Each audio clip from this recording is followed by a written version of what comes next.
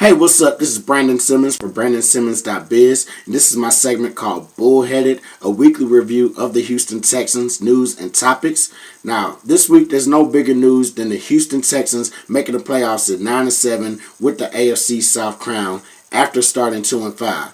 Now, one of the reasons they started off 2-5 was a 27-20 Week 1 loss to the Kansas City Chiefs, who they will be playing this weekend in a wild card rematch. Now, the Chiefs are coming in pretty strong. You know, they got a pretty tough defense this year. They're coming in off a 10-game winning streak after starting 1-5 themselves. The defense, as I said just a few minutes ago, ranked number 7, but they're also 4th overall in sacks. The offense, not so much. Offense is ranked 27. Offense is ranked number 27, but they still boast quite a couple of weapons. A couple weapons that actually kind of burnt us last game. One of those weapons is tight end Travis Kelce, and another weapon that they have is running back Chicondrick West, who came in and replaced the injured Jamal Charles, I believe, in week 6. Now, one of their most underrated weapons is quarterback Alex Smith.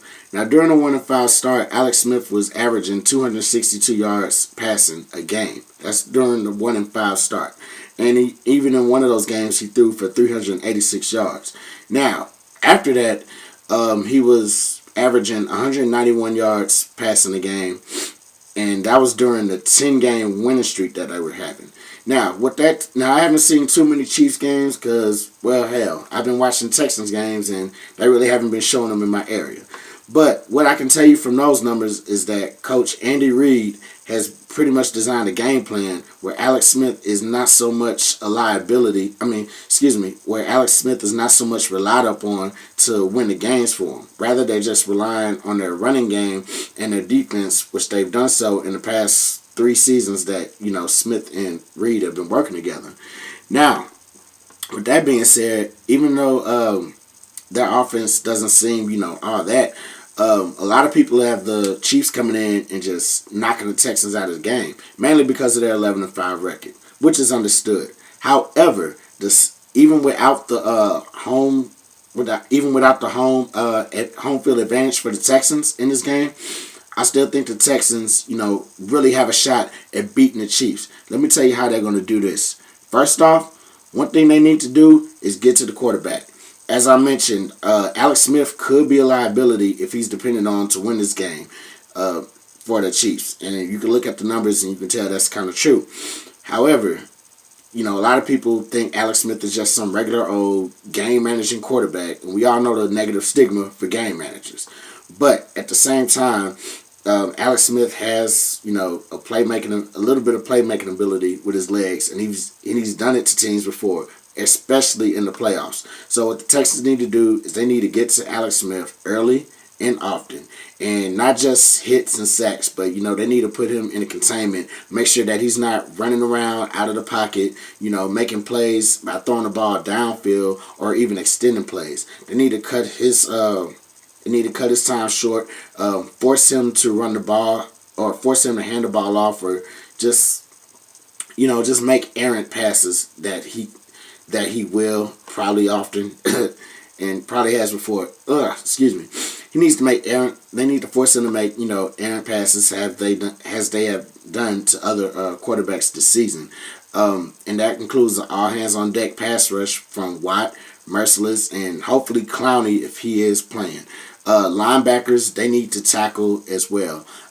As I said before, Texas started off 2-5. Part of that was because the defense just was not tackling at all. They were just giving up open tackles. They changed that in the second half of the season. In the second half of the season turnaround, when you saw that they were making a little bit more tackles on, just pretty much anybody that was in the open field. So definitely they need to be all in on that containment as well. And same thing goes for defensive backs. Second thing the Texans need to do is the offense needs to make less mistakes. Now, a lot of people are already focused on which defense is going to play better. And that's, pretty understandable. Both defenses are in the top 10 statistically. However, both offenses are not that explosive, but if they cut down on mistakes such as penalties, just making the wrong play. And I think, the team that does that the most or makes the less mistakes will definitely come out on top. I'm thinking that will be the Texans. In fact, it's not even thinking. I'm knowing that will be the Texans. Brian Hoyer, he's missed quite a few games, in the latter part of the season due to the concussion protocol, as well as the sore ankle. But he came back last Sunday against Jacksonville, and he didn't look too bad. He didn't look like he was staring down receivers like on every other play or as most plays as he would do. And also, he looked like he had a pretty good pocket presence as a quarterback. So I definitely think he'll have his mistakes cut down as well. Another thing is the penalties. We just need to just be focused in this game.